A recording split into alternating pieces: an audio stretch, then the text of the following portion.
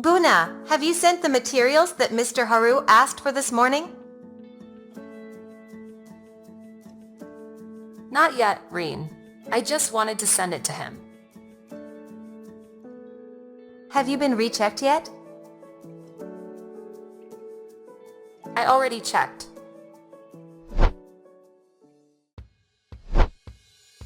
Hello, Orbit friends. Welcome to the training on basics of effective verbal communication. In the illustration at the beginning of the video, you can see that there are two kinds of communication that occur: verbal communication carried out by Corinne and Buanga, and written communication performed by Bunga to convey information to Mr. Haru. Did you know both types of communication are included in verbal communication? Then what exactly is meant by verbal communication? Communication can be interpreted as the process conveying and receiving messages or information through the utilization of verbal symbols or language and nonverbal symbols. According to communication knowledge, what is meant by verbal communication comprises both verbal and written communication.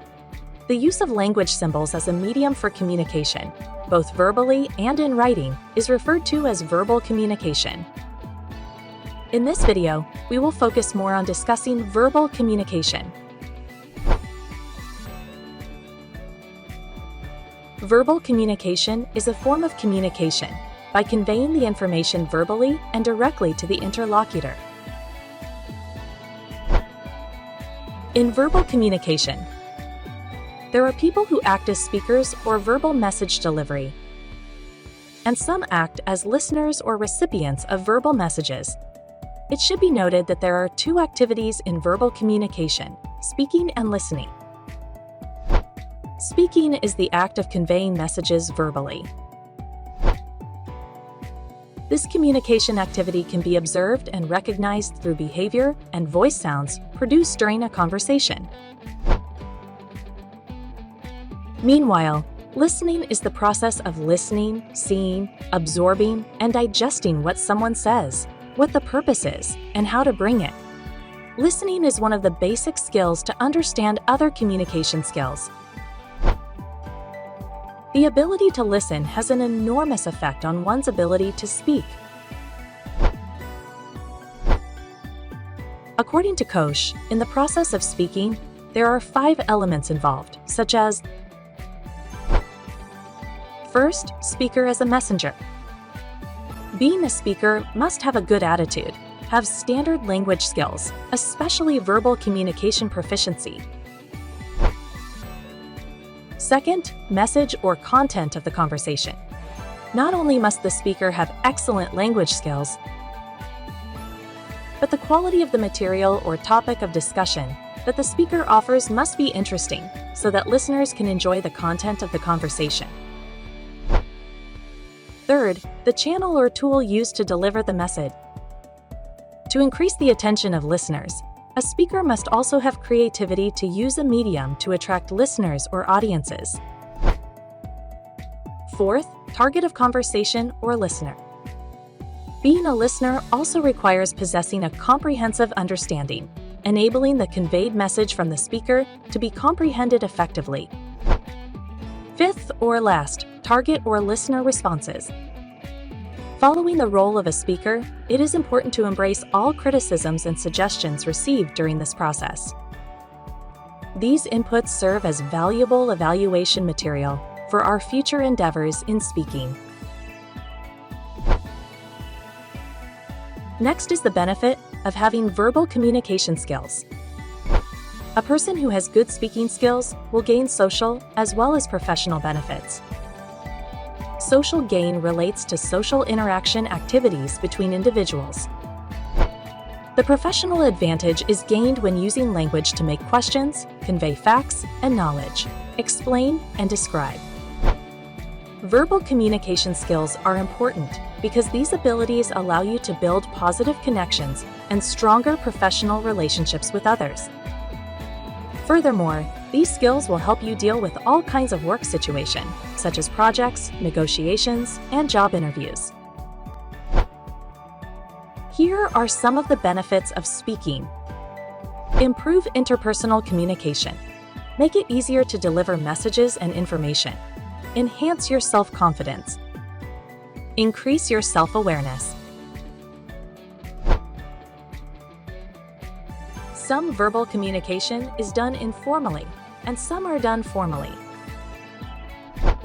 Here's an example of informal verbal communication you need to know. While the following are examples of formal verbal communication, include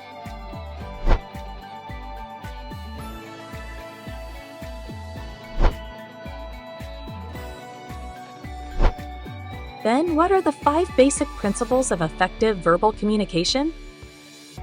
The principles of effective verbal communication, based on reach, consist of respect, empathy, audible, clarity, and humble. The first is respect. According to Bonaraja Purba, in the book Introduction to Communication Science, the principle of respect is a form of positive feelings or self-respect for the interlocutor.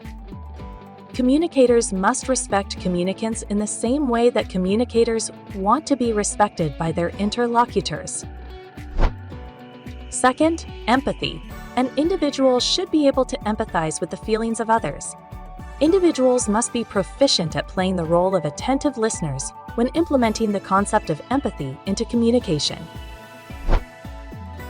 Third, audible. The message provided through communication must be clearly heard and understood.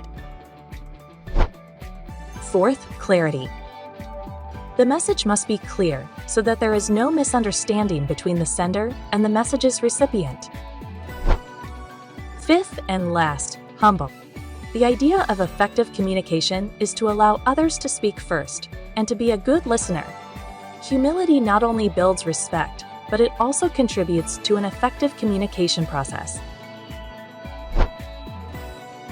Well, Orbit friends, do you know what are the elements in verbal communication? The main elements of verbal communication are words and language. Words are the smallest symbols of language.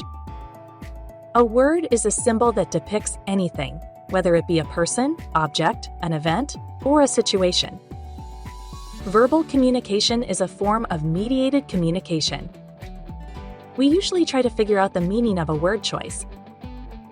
Because the words we use are abstractions with agreed-upon meanings, verbal communication is intentional and must be shared among those involved in the communication.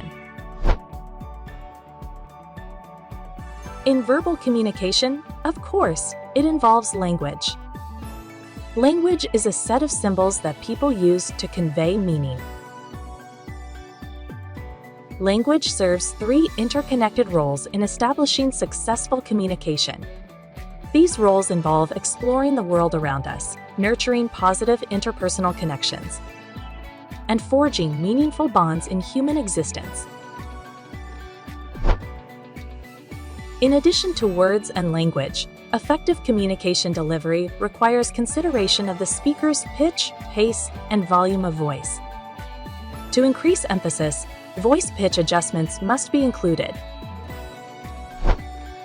Nonverbal aspects like body posture, gestures, and facial expressions also contribute significantly to the cultivation of effective verbal communication skills. A proficient communicator engages in frequent eye contact to ensure comprehension and establish a meaningful connection with their audience. Well, Orbit friends, that's the discussion about basics of effective verbal communication. Greetings, inspiration, and may good luck is always with you. Thank you.